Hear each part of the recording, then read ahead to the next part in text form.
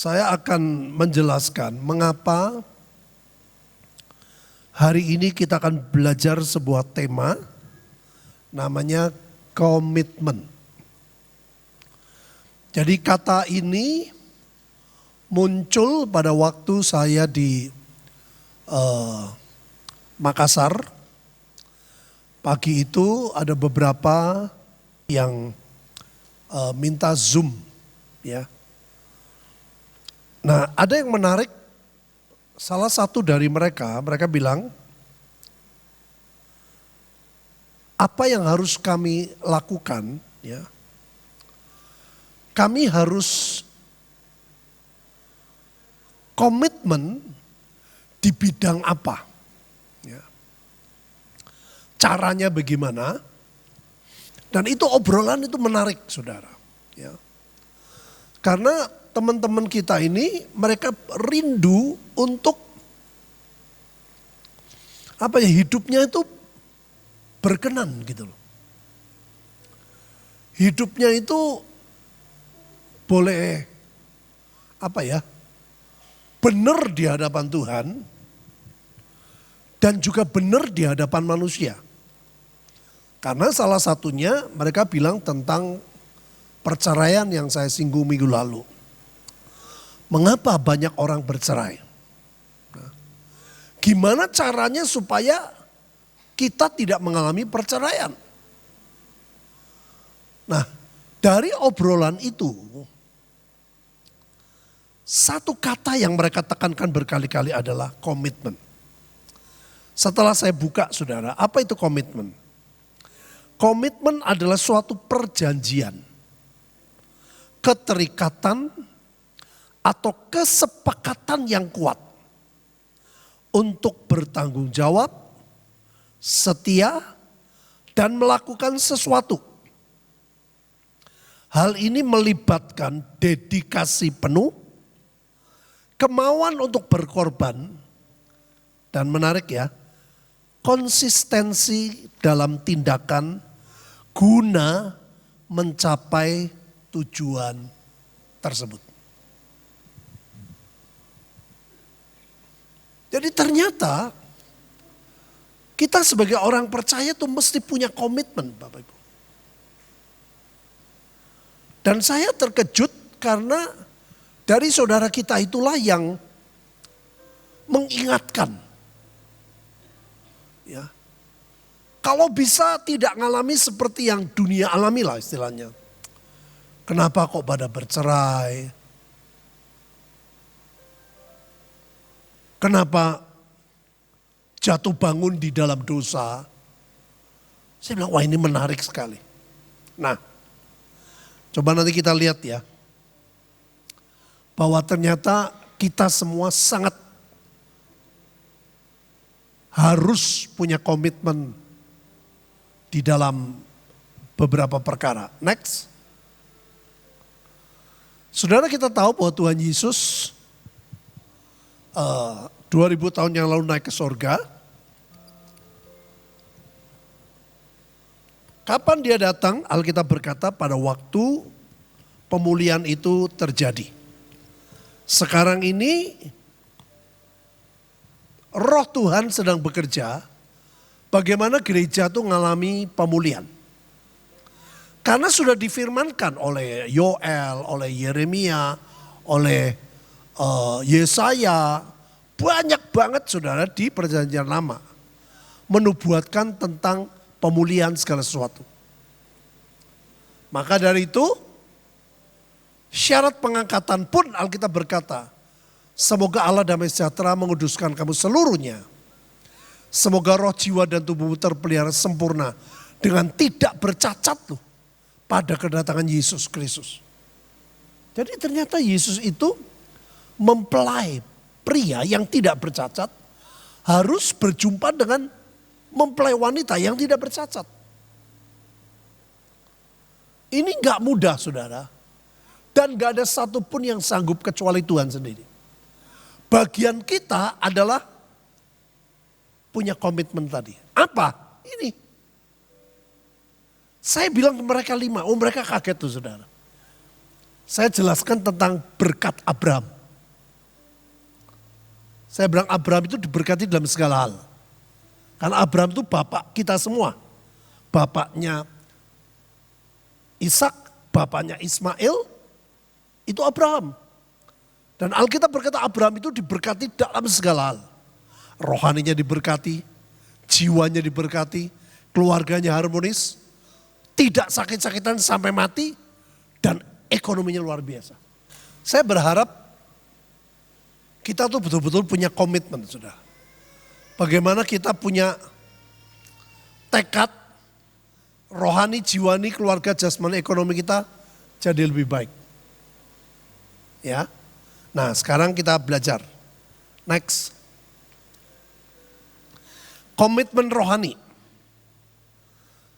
Waktu di Taman Getsemani, Tuhan itu bilang, tidakkah kamu sanggup berjaga-jaga 1 jam dengan aku loh ya. Ini menarik saudara. Bukan 1 jam sendiri, tapi 1 jam dengan aku. Jadi Tuhan tahu kalau manusia gak bisa. 1 jam pun gak bisa. Yang Tuhan mau, ayo sediakan waktu komitmen untuk doa. Komitmen untuk saat teduh. 1 jam saja. Dari 24 jam 1 hari sudah. Bukan 1/10. Lebih sedikit lagi. Tuhan berkata berjaga-jagalah. Ini baca Alkitab. Berdoalah. Supaya kamu jangan jatuh dalam pencobaan. Roh memang penurut tapi daging lemah. Saudara kita gak bisa doa cuma sekali setahun gak bisa. Dari ayat ini kita bisa ngerti bahwa kita pasti perlu komitmen dalam saat teduh. Jadi kalau Bapak Ibu gak ada komitmen untuk saat teduh, untuk hidup benar gak bisa. Kenapa? Sudah Tuhan bilang roh penurut tapi daging lemah kok. Roh kita nurut tapi daging kita lemah. Maka gak bisa kalau kita tidak punya komitmen. Saya bilang minimal sehari 2 kali. Saudara bisa bayangin, mereka tuh punya kerinduannya begitu rupa. Tidak ingin mengurangi kuantitas. Cuman saya bilang kualitasnya dinaikkan. Ya, next. Ini saudara baca di Mazmur 1 ayat 1 sampai 3, ini menarik. Ini Mazmurnya Daud, pertama kali kalimat Daud. Dibuka dengan sebuah kata berbahagialah, ditutup dengan sebuah kata berhasil. Orang hidup Bapak Ibu hanya pengen 2 ini terjadi. Bahagia itu sesuatu yang di dalam, berhasil itu sesuatu yang di luar. Dan Tuhan bilang apa? Siang dan malam renungkan firman. Sama. Dari perjanjian lama sudah dinubuatkan. Jadi kalau saudara dan saya tidak punya komitmen untuk saat teduh, sulit saudara diberkati Tuhan. Ya. Kesukaannya ialah Taurat. Orang saudara kalau belajar punya komitmen, awalnya mesti kita punya ada waktu-waktu membosankan. Waktu-waktu yang rasanya gak enak. Tapi begitu kita melewati, itu menjadi kesukaan.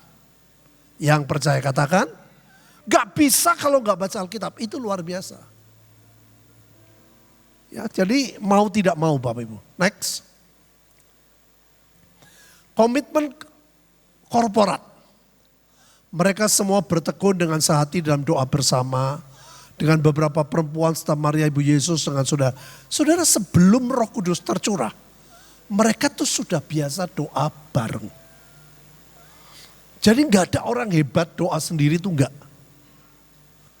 Dengan doa sama-sama, nyembah sama-sama, itu adalah bentuk komitmen yang korporat.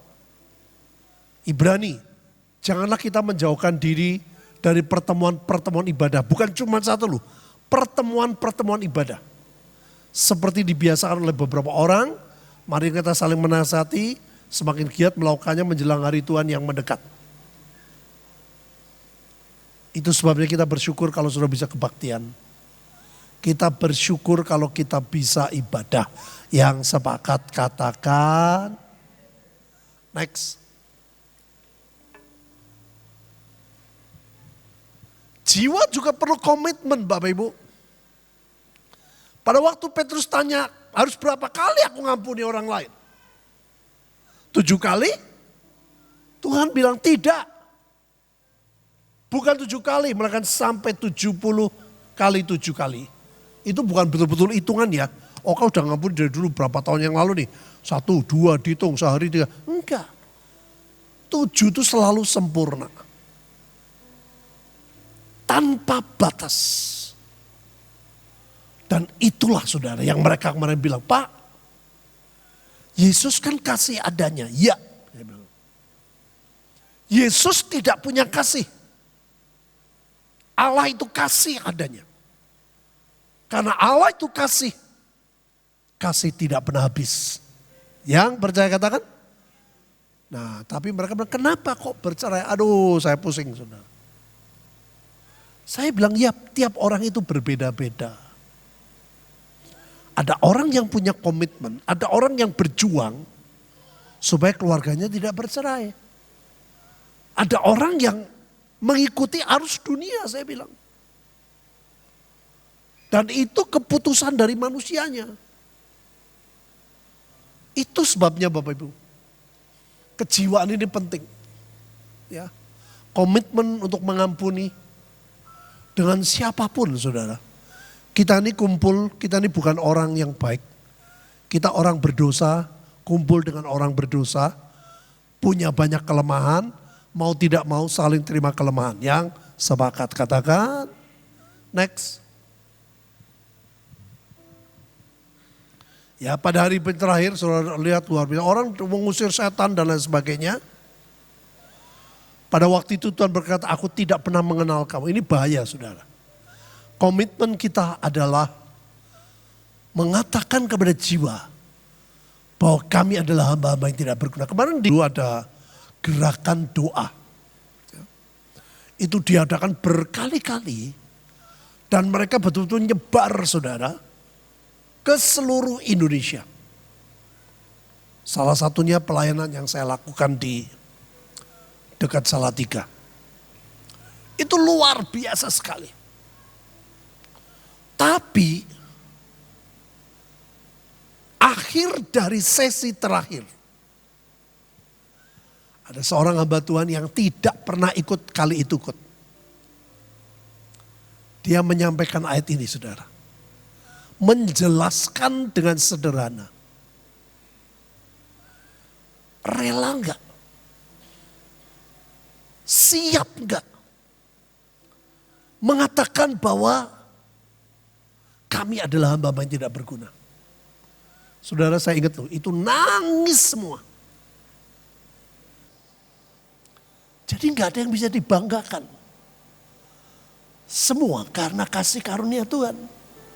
Yang sepakat katakan, banyak orang merasa bisa, mampu.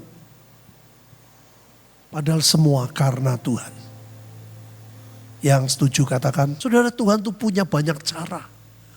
Tuhan punya banyak cara mendidik orang Kristen dimanapun mereka berada. Salah satunya ya, saudara tahu doa 24 jam itu dari mana sih? Dari teman kita dari NTT, mereka tiap hari sebulan saudara. Dia menggerakkan tiap hari ada doa. 1 sampai 31. Itu dari situ saudara. Bayangin loh. Mereka rindu tidak ada yang meninggalkan Tuhan. Mereka rindu karena mereka tahu banyak orang yang meninggalkan Tuhan karena uang. Karena gak dapat duit. Jadi awalnya dari situ. Siapapun Tuhan bisa pakai. Yang penting punya komitmen untuk berdoa. Yang sepakat katakan. Saya ngalami loh Bapak Ibu, jangan dikira tidak. Saya tidak pernah bergantung pada bendanya. Tapi apa yang saya lakukan, saya selalu berkata 7 roh Allah. Saya bilang 7 roh Allah. Jadi 7 roh Allah itulah yang menghancurkan kekuatan musuh. Saya percaya roh Tuhan dalam diri kita jauh lebih hebat. Halo? Itu, saya bukan bendanya. Ya, tapi yang penting ini saudara. Yang penting ini, kami adalah hamba yang tidak bersalah. Saya ingatin kemarin loh. Karena ada orang-orang yang rasanya waduh kita tuh paling hebat. Itu bahaya. Kalau saudara tidak rendah hati. Karena jiwa itu sombong, habislah kita. Komitmen keluarga, keluarga juga harus komitmen. Nanti saya bilang ke mereka. Bukan orang bercerai itu karena Tuhan yang mau. Tapi karena gak ada komitmen. Bayangin Bapak Ibu. Alkitab berkata ya. Hal itu dibuat Yesus di Kana di Galilea. Sebagai yang pertama dari tanda-tandanya. Dan dengan itu ia telah menyatakan kemuliaannya. Tuhan buat mujizat tidak di bait Allah. Buat mujizat tidak di danau. Buat mujizat tidak di serambi. 5 serambi. Tidak buat mujizat di mana, tapi di pernikahan. Artinya apa? Memang keluarga saudara harus komitmen. Kitab Kejadian dimulai Adam dan Hawa. Perjanjian lama diakhiri tentang pernikahan. Aku benci perceraian, bapak kepada anak, anak kepada bapak. Perjanjian baru dimulai oleh mujizat Yesus di Kana. Perjanjian baru diakhiri tentang pernikahan anak domba. Jadi keluarga harus komitmen. Kalau saudara gak ada komitmen, gak ada tekad untuk saling menerima, saling meminta maaf mudah, minta maaf itu sulit. Saya dulu dengan Bu Linda, waduh saudara, awal nikah pertengkaran terus. Kenapa? Karena kami berdua itu sama-sama seperti yang Alkitab. Mencari pengetahuan. Bukan takut akan Tuhan. Yang saya khotbahkan minggu lalu. Saya punya pengetahuan, istri harus bagaimana, dia punya pengetahuan, suami harus gimana. Jadi saling membenarkan. Ini gak seperti yang Tuhan mau. Diaken harus suami dari istri mengurus rumah keluarganya. Jadi saudara semua dimulai dari keluarga.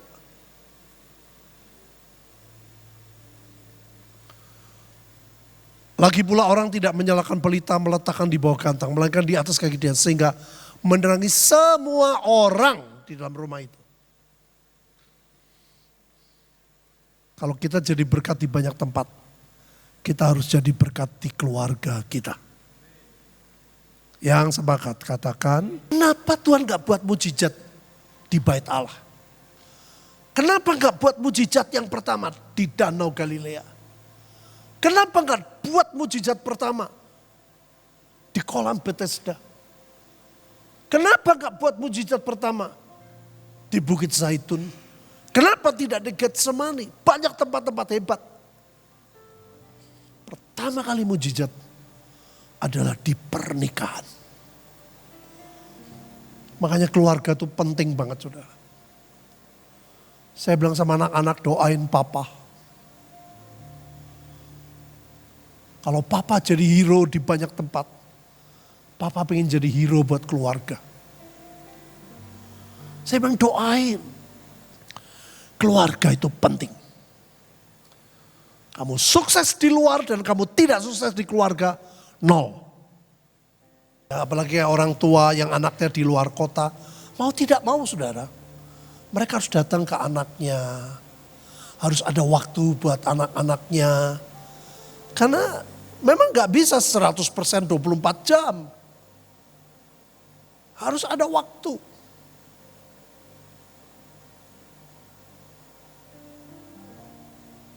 Kalau kita nggak ada komitmen, ya nggak bisa.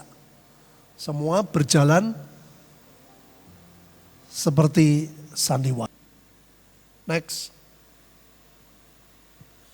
Jasmani juga perlu komitmen Bapak Ibu. Ini menarik ayat ini, Amsal ini menarik.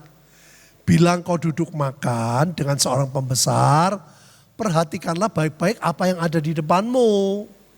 Taruhlah sebuah apa? Serem nih.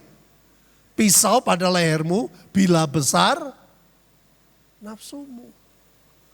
Ini ayat luar biasa. Saudara, saya praktek ini kalau saya lagi ke Tegal.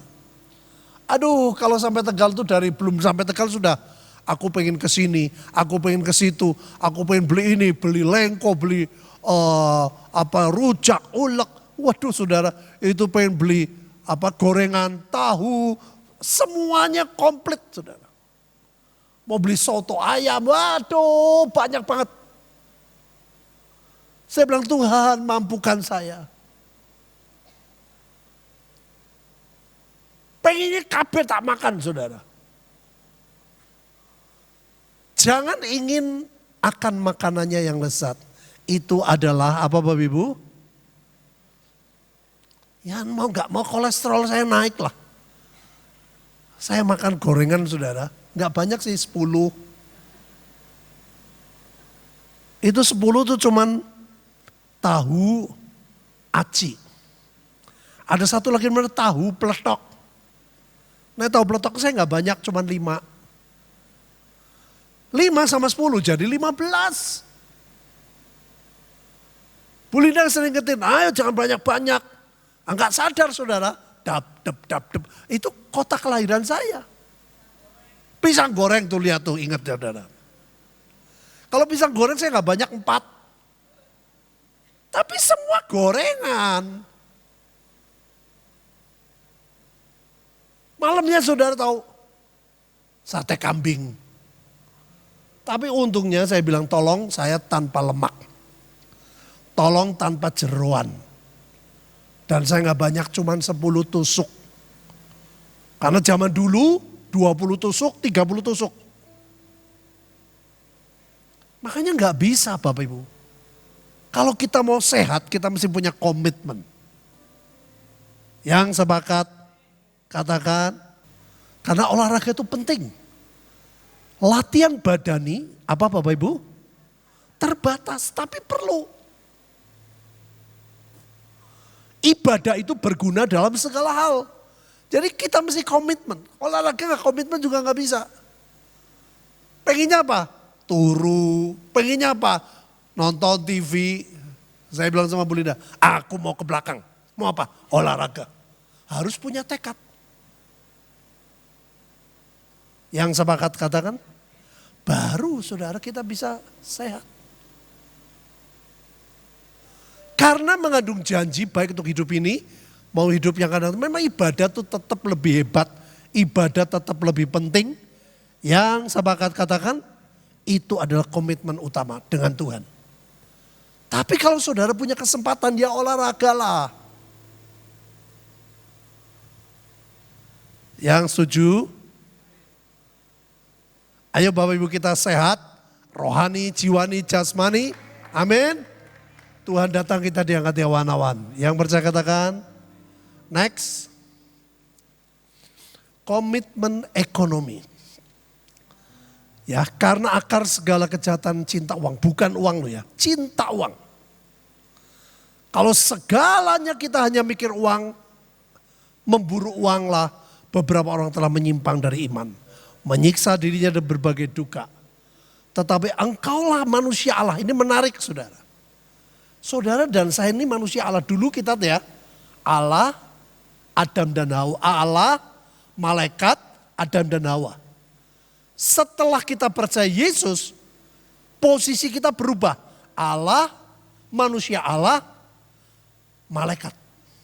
Manusia biasa di bawah. Saudara dan saya diangkat naik di atas malaikat.